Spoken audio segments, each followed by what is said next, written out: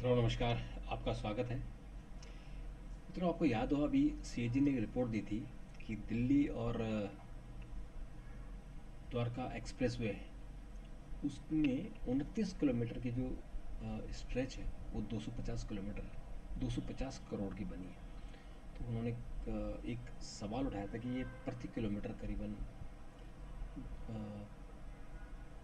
जो estimated cost है उससे बहुत ज़्यादा बन रही है। तो उसको लेकर नितिन गडकरी की बड़ी आलोचना भी, प्रधानमंत्री की तरफ भी सवाल उठे।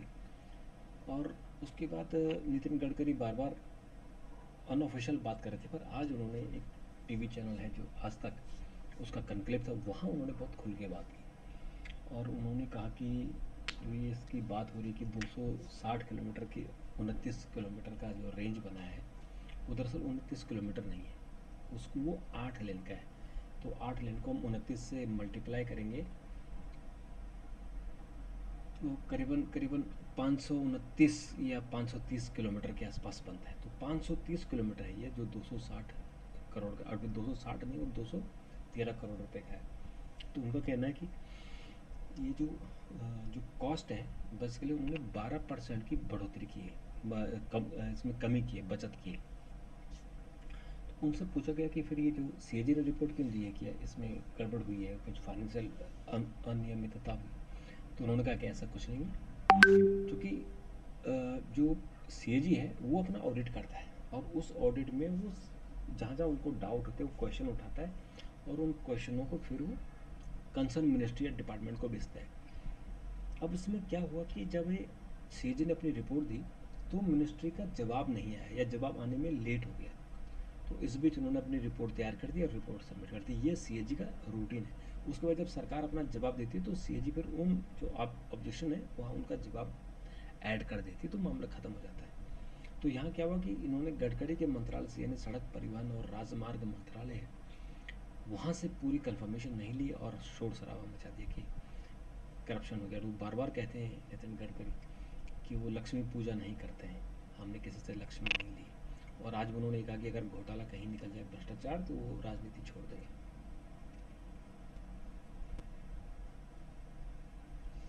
अब इसके अलावा गडकरी ने कहा कि वो इस वक्त 65 लाख करोड़ रुपए की सड़कें बना रहे। 65 लाख करोड़, यानी हमारे देश की जो जीडीपी है वो करीबन 25,000 करोड़ है।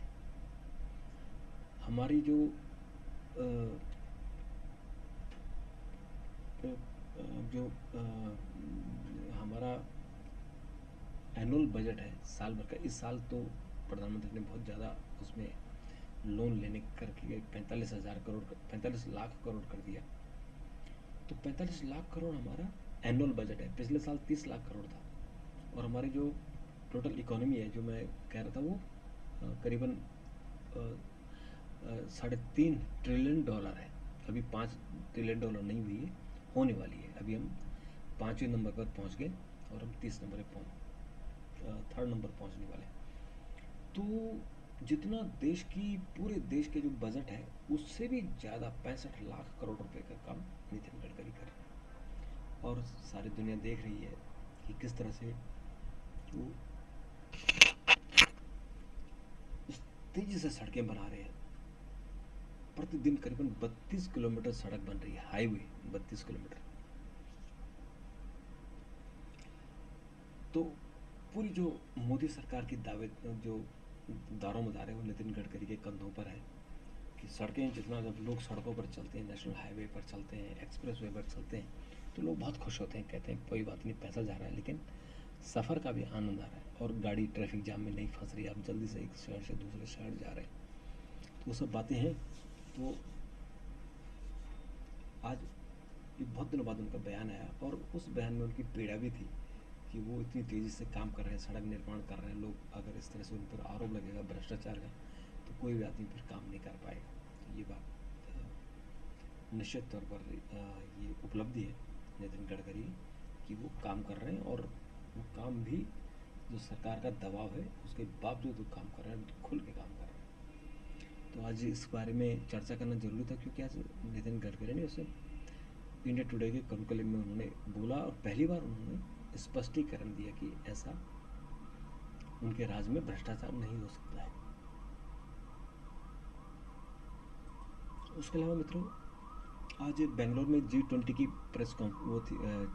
मीटिंग थी और उसको डिजिटल इकोनॉमी को लेकर प्रधानमंत्री ने दिल्ली से वर्चुअल तरीके से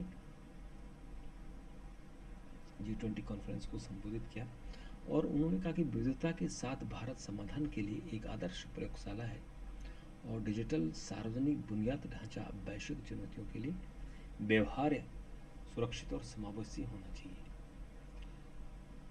डिजिटल इकोनॉमी पर प्रधानमंत्री मोदी का बहुत फोकस है और उसी फोकस के लिए उन्होंने जो G20 का एक सब्जेक्ट इसी पर है और कॉन्फ्रेंस भी कहाँ हुई? बेंगलुरु में, जो IT का यानी डिजिटल इकोनॉमी का बहुत बड़ा हब है। प्रधानमंत्री, आपको याद हो कि 15 अगस्त को बिंदेश्वरी पाठक जी का निधन हो गया। एक ब्राह्मण होते हुए जैसा उन्होंने महिला को लेकर जो उन्होंने नई इकोनॉमी खड़ी की, एक नई क्रांति उन्होंने की, देश भर में उन्होंने टॉयलेट बनाए, लोगों की जो हाथ से मैला ढोने की, सिर पर मैला ढोने की प्रथा थी उसके खिलाफ उन्होंने काम किया। उनको पद्मश्री, पद्म भूषण मिला और 15 अगस्त को 80 साल की उम्र में उनका निधन हुआ। तो प्रधानमंत्री नरेंद्र मोदी ने आज उनके लिए लेख लिखा है और अपनी संवेदना व्यक्त की, उन्होंने श्रद्धांजलि दी, क्योंकि जब वो CM थे तब भी उनको वो प्रपोजल देते थे कि कैसे स्वच्छ भारत अभियान चलाना है। स्वच्छ भारत अभियान में कहीं ना कहीं बिंदेश्वरी पाठक का बहुत बड़ा रोल रहा है। और मित्रों, टमाटर को देखकर प्याज भी चौकन्ना हो गया है, क्योंकि प्याज के रेट बढ़ गए हैं और सरकार ने जो प्याज पर 40% एक्सपोर्ट सेस लगा दिया है। 40%, अगर आप एक्सपोर्ट करोगे तो आपको 40% टैक्स भारत सरकार को देना होगा। तो इसलिए किया है ताकि भारत में, देश में इंटरनल कोई जो सप्लाई है वो कम ना हो और लोगों को प्याज टाइम से मिलता रहे। और मित्रों, कर्मचारियों, अब कंपनियों के कर्मचारी अब कर सकेंगे ज़्यादा बचत है। जो कर्मचारी हैं उनको जो आवास है, यानी जो किराया देते हैं हम, और जो कर्मचारियों को मकान देती है घर का, जो प्राइवेट सेक्टर, सरकार तो देती है प्राइवेट सेक्टर में भी, तो उनको इनकम टैक्स में रिबेट मिलेगी, यानी अभी उनकी कैलकुलेशन हो जाती है इनकम टैक्स में। तो वो आज फाइनेंस मिनिस्टर ने इस बारे में एक नई जानकारी दी है कि आप अगर जो कर्मचारी हैं वो उनको, अगर आप उनको घर देते हैं, सरकारी घर देते हैं ऑफिशियल, तो उसमें वो जो अमाउंट होगा उस पर टैक्स नहीं लगेगा, वो बचा सकते हैं। 1 सितंबर से ये प्रभावी हो जाएगा। हेमंत सोरेन को 2-3 बार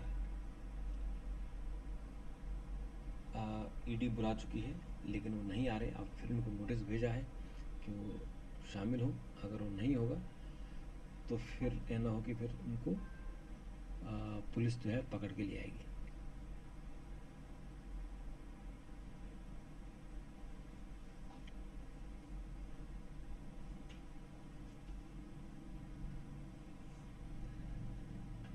और मित्रों, इसके अलावा जो कुछ और खबरें हैं उसमें प्रभावों को लेकर अधिक सावधान रहें सोशल मीडिया उपयोगकर्ता।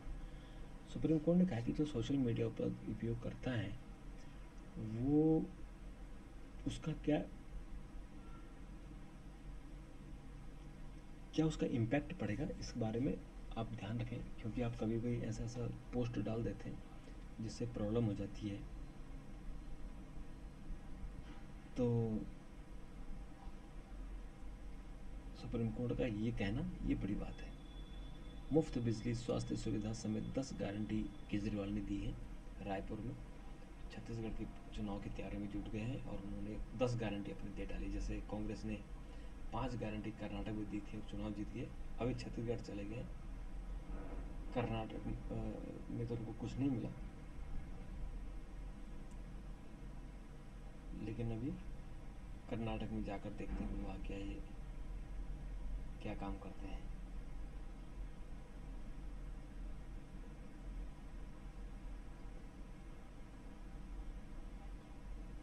और मित्रों, इसके अलावा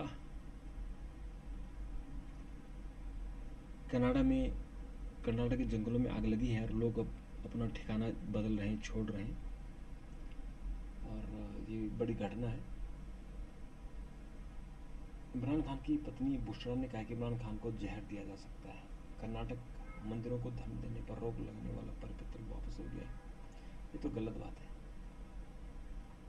जरूरी नहीं ज़्यादा पानी पीने से वजन कम हो जाता है, इस तरह की बातें लोग कर रहे हैं। एनीवे मित्रों, आज के लिए इतना ही, फिर आपसे मुलाकात करेंगे। तब तक के लिए नमस्कार, थैंक यू, धन्यवाद।